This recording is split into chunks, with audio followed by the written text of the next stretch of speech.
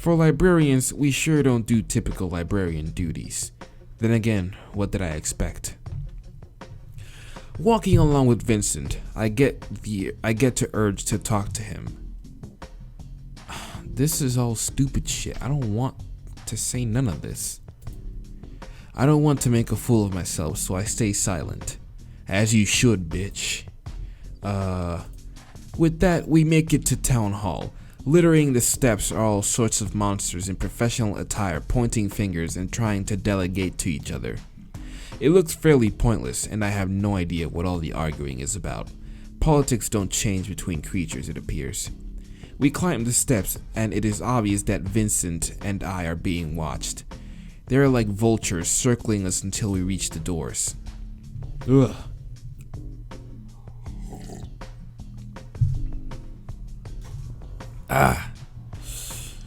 They are already open and welcoming into the dark embrace of the building. We enter and my eyes take a moment to adjust to the different light level. It is an unnatural light, very similar to a blacklit room. It is still difficult to see, but you can make certain details out clearly. Who do you talk to? Probably Vec. He works here too? I technically don't work anywhere. Vec comes walking in from a side hallway. It is great to see you again. And you, Vincent? Yeah, good to see you too and stuff. What can I help you fellows with? We're here to speak with Mayor Andres. I understand it is short notice and he will likely refuse our request. However, we have found a lost edgeless stone in connection to Sooth's murder. I see. And David, what are you here for? I'm here to see the mayor as well. Let me take a look at his schedule. Vec goes to a desk and pulls out an appointment ledger. It appears that he has time available for David. Sorry, Vincent, no time for you. I figured as much. Why do you think I brought him? True. Well, if you have other goals, I'll help you with them. But first, follow me, please. Vec gives his trademark grin, and he bows, pointing in a direction. Ugh. Like an idiot, I go where he directs. Why am I doing this? This has bad written all over it. I follow Vec down a hallway, and he brings me to a set of old doors. How imposing and useless. Why do evil villains always have the most asinine things? Vec points at the floor. Shit. Stand here and wait. Please do not move. I stand in a large square tile and Vec leaves. I hear his footsteps get softer and softer until they are inaudible. Another minute passes and I hear a locking mechanism shift. The door opens and I'm welcomed in. Oh my lord, what the fuck is that? I enter an office room that is well lit, pristine and devoid of activity. The only thing active is this large figure in a suit. An owlman, from the looks of it. Beside him is a large sword, standing upright and defying gravity. He's standing in front of a desk with his sword. He barely moves, like one of those actors who pretend to be statues. Here you are. I have been expecting you.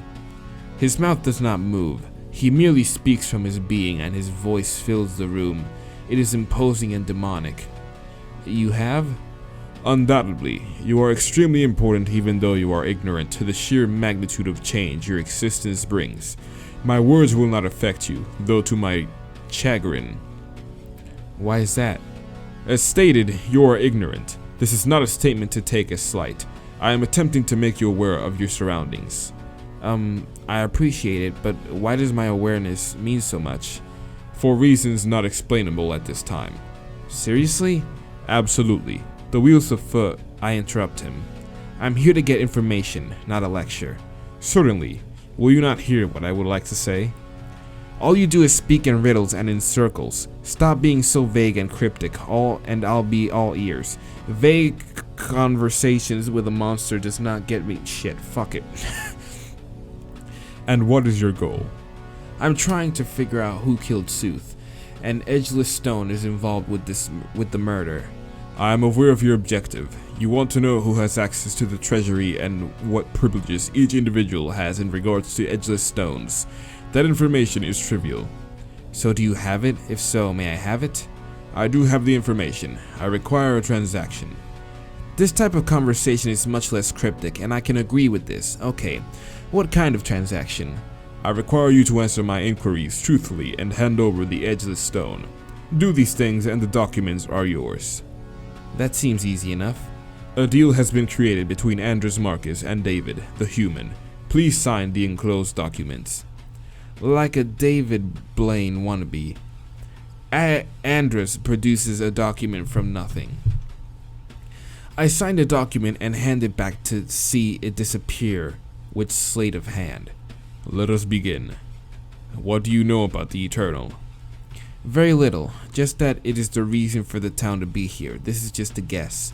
What connections, if any, do you have to the Eternal? None. I have only within the past 4 nights heard of this town and all of this. How do you expect me to know so much? Ugh. Oof. It's a lot of reading, y'all. A lot of narration too. I hope y'all enjoyed my narration. I'm doing my best. I do stumble sometimes because I gotta read so fucking much. But I do want to be a voice actor. The Eternal is aware of you. Are you aware of it? I am now aware that it is aware of me, but I still have no idea what this thing is. It shall remain that way for everyone's safety and well-being. Questions are complete. Now I require the edgeless stone. I reach into my pocket and hold it out. Andres' hand and arm move incredibly fast, but there's a trail of delay that follows his movement, like a streak of light as a car passes you. He grabs the stone. Here's the document you requested. Out of nowhere, he produces a black folder in place of the stone. I grab it from his stone-still clawed hand. I take a few steps back and open up the folder. It has a list of names with a header that says Treasury Representatives. There are about 10 names on the list. I shut the folder and look up. I see Andres standing behind his desk. I don't even remember hearing or seeing him move. His stare is still as cold and unmoving as ever. So that's it? No other game with words or riddle or something cryptic to say at the end? No like, beware, you're the chosen one, your important spiel again? I was beginning to like the mystery. That is all. The doors to watch this bitch kill me with that sword. The doors to the office open on their own, and I take it that I should leave. I go down the hallway and take a couple of turns to see Vincent sitting with his arms crossed on a bench. His eyes travel and meet with mine, and then down to the folder in my hands. For once I see a grin creep across my face. I might get a compliment, but not likely. I see you did it. Yeah, I got it, but what is up with him? Andres was really weird and cryptic.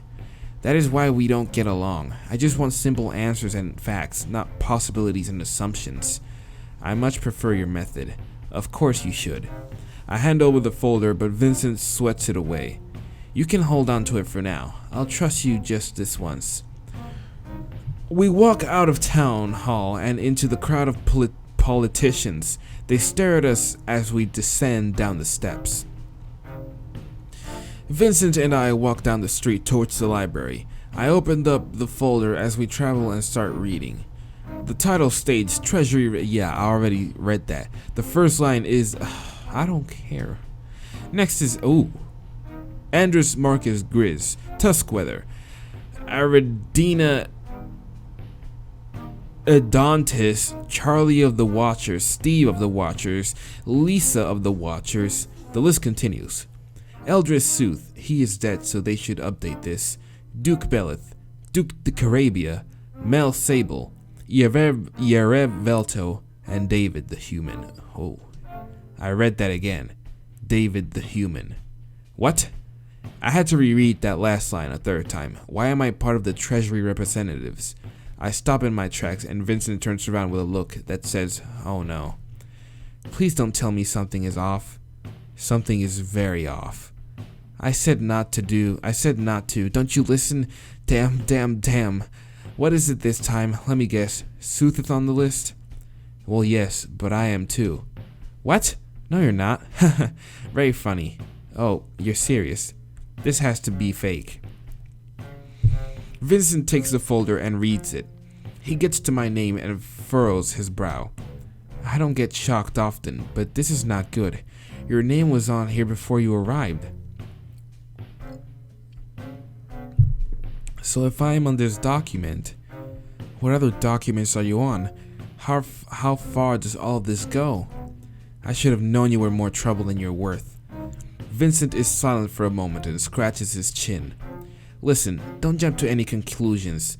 We have to think rationally here. It could be that the document was changed and your name was just added to throw us off. Vincent rips the paper where my name is. He takes that piece of paper and tucks it away in his pocket. Ugh. Shit. Mystery going on. I won't let you get dragged into this without my permission. For all purposes, you are not on this list, and forget the fact that you were. This can't hinder our investigation into why Sooth was killed. Once we exhaust all other leads, then and only then will we return to the facts that you were on this list. Are you on board with me? I have never seen Vincent act this way. He is really afraid for me. He reaches into his pocket and holds onto something, turning around and whispering to himself, talking into whatever he is holding. I'll trust you, Vincent, just this once. Maybe we'll make it this time. He puts the object back into his pocket and breathes a heavy sigh. He turns around and he is back to being Vincent. Good. Not like you had a choice anyways. I make the rules here. You got it? Yes, boss. Good. Now let's go.